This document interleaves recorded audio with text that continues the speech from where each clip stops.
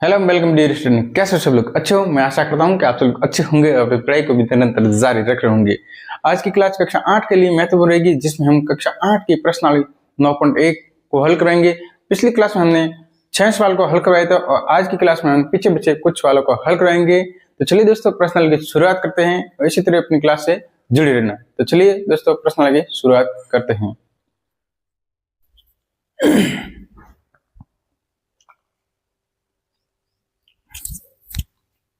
तो चलिए दोस्तों, प्रश्न 9.1 का 7वां सवाल है। किसी भवन के फर्श में समचतुर्भुज के आकार की 3000 टाइलें हैं और इनमें से प्रत्येक के विकर्ण 45 सेंटीमीटर और 30 सेंटीमीटर है। इनके लंबाई है ₹4 प्रति वर्ग मीटर की दर से इस फर्श को पॉलिश करने का व्यय ज्ञात कीजिए। एक समचतुर्भुज की तरह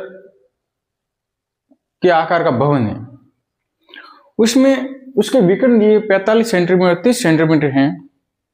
तो इसके विकर्ण से ज्ञात करना है कि उसका क्षेत्रफल कितना है और उस पर लगेगी टाइल 3000 टाइल से, और 3000 टाइल पर ₹4 प्रति वर्ग मीटर की दर से उसको पॉलिश करने का खर्च आता है। तो बताइए कुल खर्च कितना आएगा।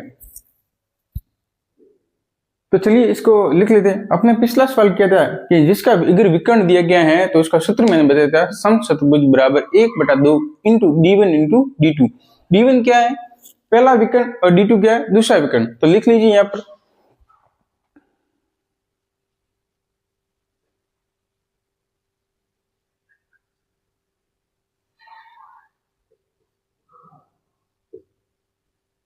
एक बटा दो इंटू d1 इंटू d2 देखिए क्या?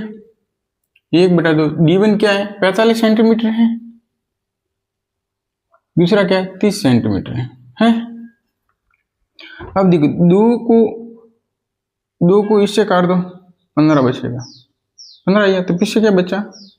45 इंटू 15। आप कह रहे हो कि एक तो नहीं लिखा, एक को किसी भी संख्या से गुणा करने पर वह संख्या वैसे की वैसे ही रहती है। तो इसका उत्तर कितना आएगा?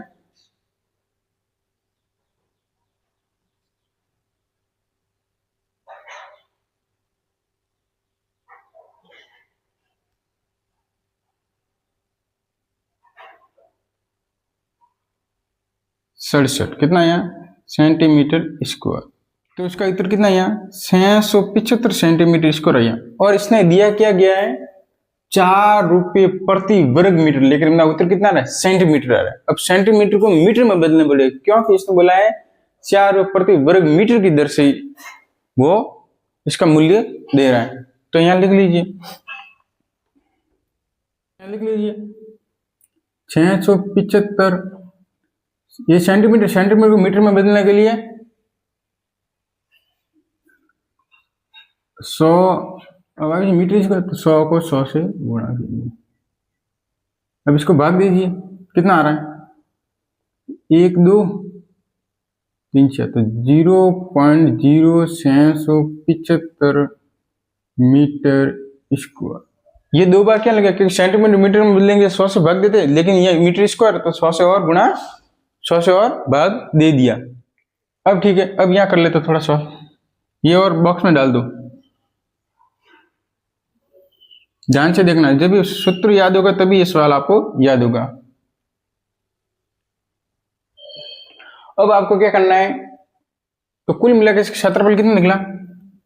उसका क्षेत्रफल निकला अपने समचतुर्भुज का क्षेत्रफल कितना है? 0.0675 मीटर स्क्वायर।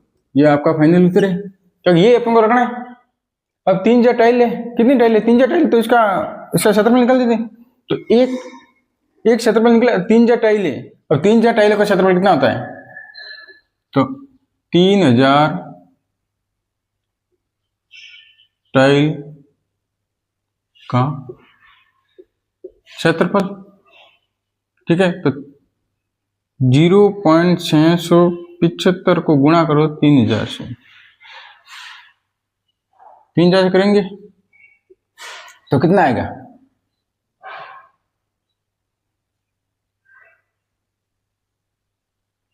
5, 15, 2, 20। ये से आपका क्षेत्रफल, इन 3 टाइल का क्षेत्रफल कितना है? 202.5 मीटर स्क्वायर निकल गया। अब इस पर व्यय करने का खर्च कितना आ रहा है? ये यानी 4 रुपए प्रति वर्ग मीटर से खर्च करने का दर आ रहा है। अब पॉलिश करने का खर्च कितना आ रहा है? पॉलिश करने का खर्च कितना आ रहा है? पॉलिश करने का खर्च कितना आ रहा है? कितना रुपये था? 4 रुपये था। तो इनको 4 से गुना कर दो। 4 इंटू 202.5 कितना आ रहा है? 28028 पॉइंट। इसका मतलब है 820 रुपये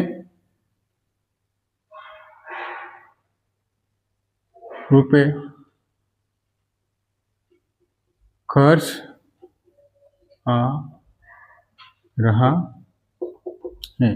इसका मतलब है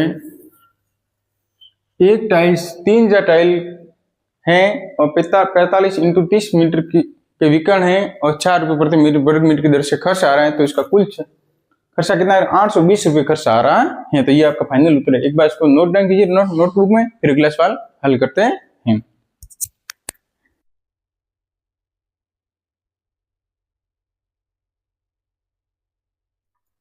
तो चलिए दोस्तों प्रश्न की शुरुआत करते हैं। प्रश्न है आपका, मोहन एक संबलम के आकार का खेत खरीदना चाहता है। इस खेत की नदी के साथ वाली भुजा, नदी है इसके साथ वाली भुजा, सड़क के साथ वाली भुजा के समानांतर है। दोनों समानांतर है और लंबाई में दुगनी।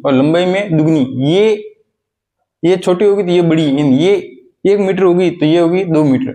यदि इस खेत का क्षेत्रफल 10,500 मीटर स्क्वायर है और दो समांतर भुजाओं के बीच की दूरी, लंबवत दूरी 100 मीटर, यानी इसकी लंबवत दूरी मानते हैं तो कितनी? 100 मीटर है।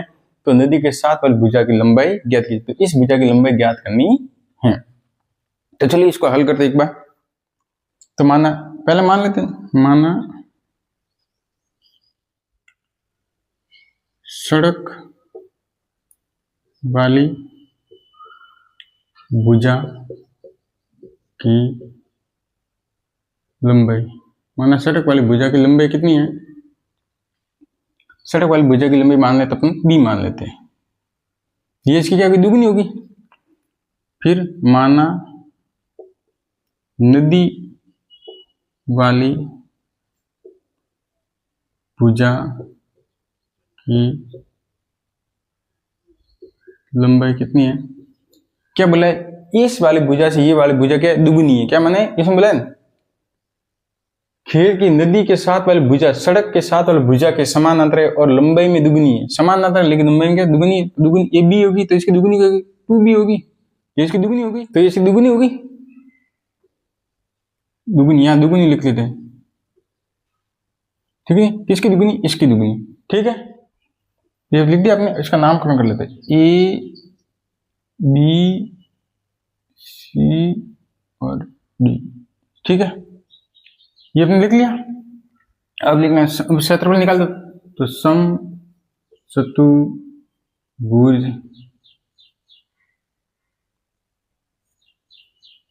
का क्षेत्रफल लिखो 1/2 AB प्लस CD इंटू 100।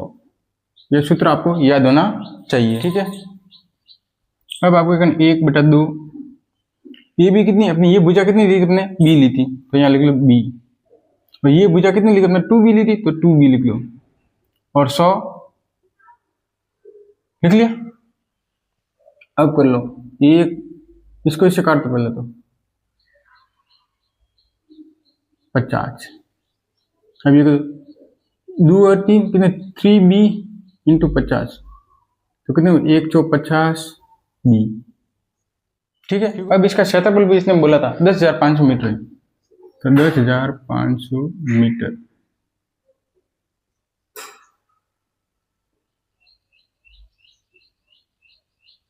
तो इसको भी चेंज कर लो।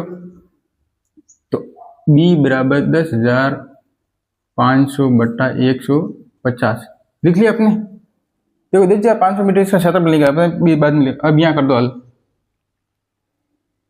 तो b बराबर 10,500 बटा 150, 0 से 0 कट गया। अब इसका भाग दो, तो b बराबर कितना आ रहा है, 7 आ रहा है। कितना आ रहा है, 7 और 0 70 आ रहा है। कितना आ रहा है, 70 आ रहा है। तो b बराबर भुजा कितनी आ रही है, 70 आ रही है। इसका मतलब b कौन सी, ये b बराबर कितनी है, 70 आ रही है। तो इसके क्या कौन सी भुजा बोली, नदी के साथ वाली भुजा की लंबाई ज्ञात करने को बोले। तो नदी के साथ वाली, तो यहाँ लिखो नदी के साथ वाली भुजा, ठीक है। नदी के साथ वाली भुजा कौन सी थी, 2b थी। तो 2 इंटू बी बराबर कितना, 70 आ रहा है। 70 को कर दो गुणा, और 140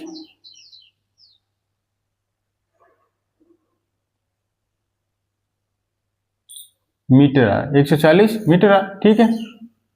ये अपने कितनी हुई, 70 मीटर, ये 140 मीटर। इसका मतलब ये 70 मीटर है, ये इसकी दुगुनी कितनी हुई, 140 मीटर होगी। तो चलिए दोस्तों इसको एक बार नोट डाउन कीजिएगा, फिर अगला सवाल हल करते हैं।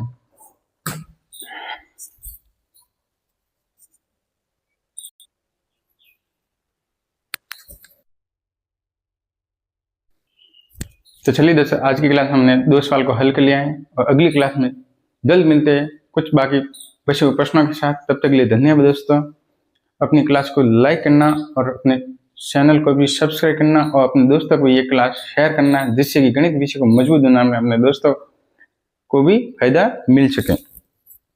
इसके साथ इसी क्लास से जुड़े रहना। अपने चैनल का नाम है शिक्षा पॉइंट, और अपने चैनल पर यूट्यूब क्लास ये लगातार आती रहेगी, और इसी तरह अपने क्लास के साथ प्यार बने रखना, और ताकि जल्द से जल्द अपन ज़्यादा से ज़्यादा आपके गणित विषय को मजबूत बनाने के लिए मेहनत करेंगे।